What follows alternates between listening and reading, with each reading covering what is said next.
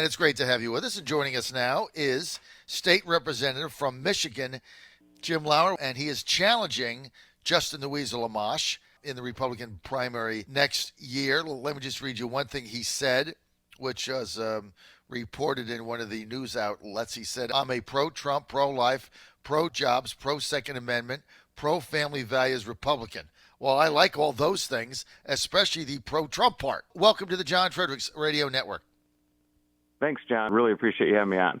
Give me a snapshot of representative of your campaign and why you think you have an opportunity to be successful. Absolutely. So we were gearing up to run. We were going to announce in July, but then after these impeachment remarks, we decided to hit the go button right away.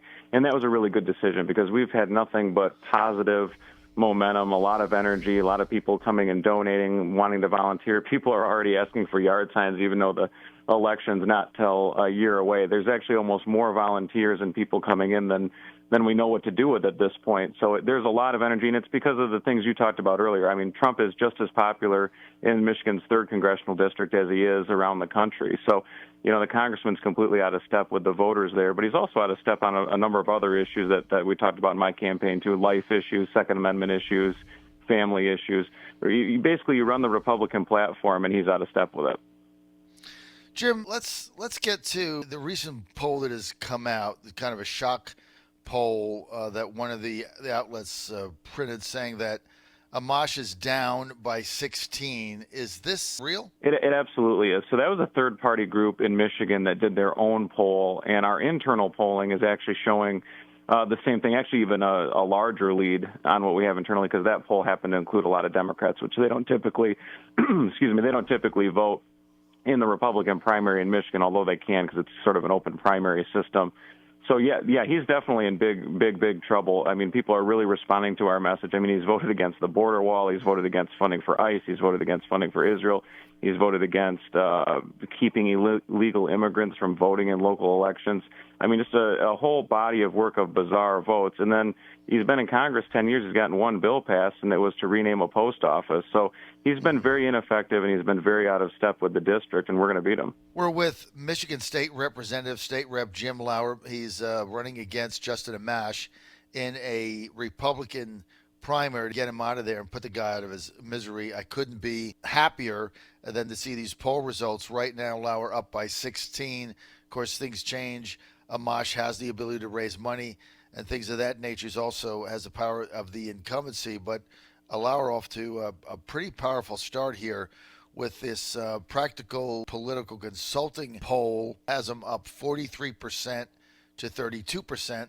So that's the second poll that's got him up by double digits. So in the polling business, Representative Lauer, as you know, having been in politics, you get one poll, it doesn't mean anything. You get two polls, maybe it means something. You get three polls, all saying the same thing. That's called a trend. So I think you're in pretty good shape here.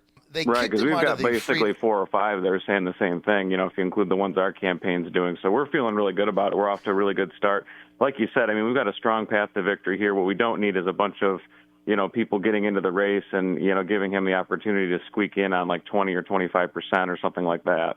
Well, I think that's why it's good that these polls get released, because one of the issues is, as you said, if there's 3 or 4 candidates in splitting the anti-Amash vote, he can win with 25%. That's one of the issues. Are there other candidates in your race now? There's one other guy that's not really a top-tier candidate, and then there's some other people strongly considering it. But what I would say is that of everybody that's even looking at it, or me, obviously, in the race, I'm definitely the strongest on Trump, and I'm definitely the most conservative as well. So I think we'll have those lanes pretty well established, and the rest of them can kind of fight over the moderate vote. Jim, when is your primary for 2020? August.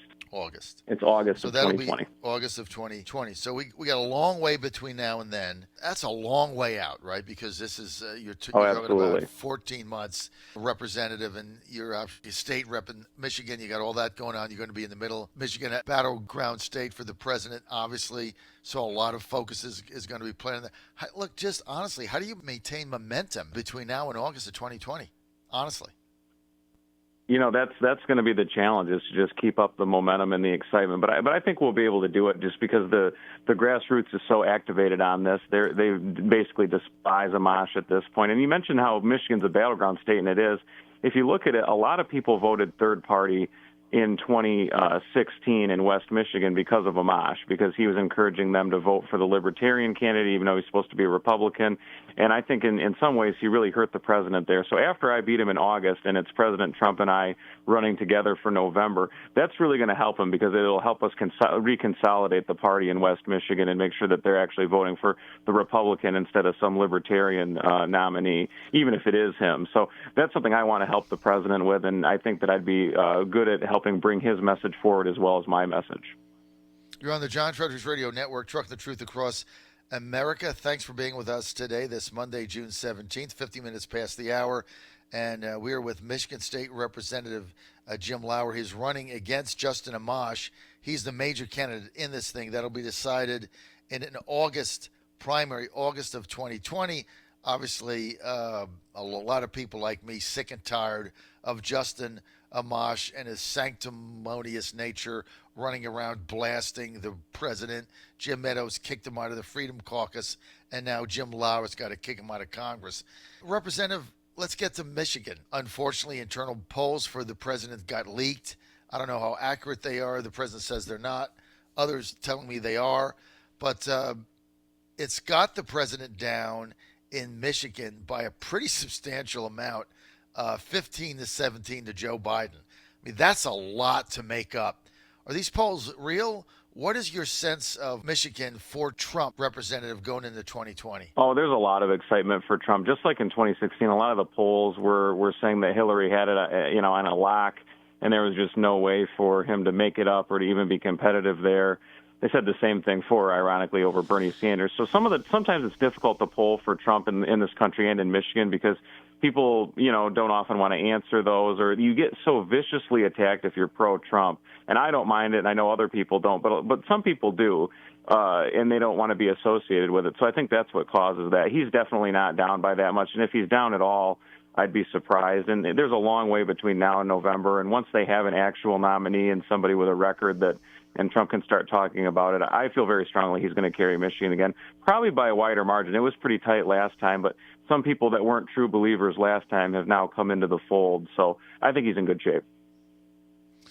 Well, it's going to be a tough state. Look, all of these Midwestern states in the Rust Belt that the president carried, they're all going to be battlegrounds again, and they're all going to be really close. But let's be honest, they shouldn't be. I mean, look at how well the economy is done. I mean, things in Michigan are as good as they've ever been in my lifetime as far as the job situation.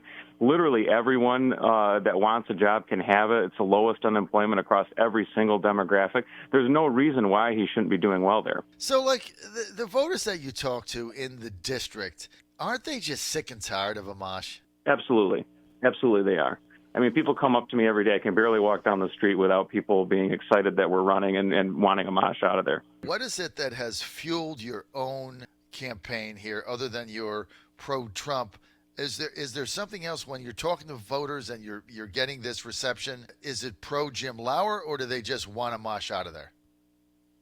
I think it's pro-Jim Lauer, definitely, because you mentioned, we talk about being pro-life, pro-jobs, pro-Second Amendment, pro-family values. I've got a track record in the State House. I've been there for 2 terms now of really getting important conservative things done that a lot of Republicans talk about but don't actually do anything about, such as balancing the budget, paying down debt, getting rid of unfunded liabilities, reducing bureaucracy so people can get back to work. I've got a strong track record of doing that, whereas Amash hasn't done anything, and I mean absolutely nothing, in 10 years. He's gotten, like I said, the one bill signed in the law to rename a post office. But, he talked at his recent town hall about how it's not his job to pass bills and it's not his job to represent his constituents. His only job is to defend the Constitution.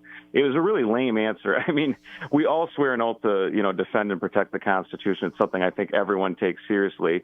So for him to try to hang his hat on that he's, allegedly the only one doing that and that's his only job is just, it's just really weak, and I think the voters in the district are tired of it, and that's why they're so angry, and they like my track record, and they're gonna send me to beat him in August. I know that the president has talked to Ronald Romney about perhaps investigating what it would take to get you over the top and maybe getting an endorsement from him. Have you talked to the White House at all? Have you talked to the RNC or Ronald Romney about maybe the president weighing in on your behalf as this gets closer, Representative? So I'll give you two answers there. One you're not going to like. The first one is that I'm not allowed to talk about it. The second one is I definitely want his endorsement, and it's something that we'd be excited to have. I mean, you probably saw that Donald Trump Jr., tweeted about our campaign and about the poll results and wanting to come to Michigan. So we'd love to have him on board. I think it would help with the issue we talked about earlier of not getting too many people that are pro-Trump and actually conservative into the race. So that way it doesn't break it up and let Amash get in. So I think that'd be something that would be great to have them help with, but it's too early at this point to see, whether or not they're going to do that. Right. We have a long way to go. No question. As we said, your primary August of 2020. Look, I think a lot of us feel that it's time for Amash to go. We're sick and tired of him, and good riddance to him. And this whole libertarian wing, I mean, I've never been a fan of any of them. Justin Amash is really about the only one that's ever gotten elected to anything. I mean, there's just not a pathway there. But I think his criticism of the president, the way he does it, a lot of people like me are just sick of the guy. And if he wants to go run in a presidential primary and get 7% in New Hampshire, go ahead. What the hell do I care? I am so sick of Justin Amash. The guy is just a waste of my time. I'm glad they kicked him out of the Freedom Caucus. And Jim Lower, I hope that August 2020, when I turn these results on, you'll be able to win. And as it gets closer, who knows? Maybe our show will be there. I might do a show in your district for a day or so as it gets closer, but I really appreciate you coming on. We want this guy out. We want you in. How do we send you money so that you can sustain a viable campaign from now until August of 2020? Absolutely. So you go to votelauer.com, so that's vote and then Lower. Looks like lower, but it's pronounced Lauer, so votelauer.com. You can click on there. It's got information. If you want to mail in a check to a P.O. box, you can download the form easily, or you can securely donate online right there. If you want to find me on Facebook, there's a link to my website on Facebook.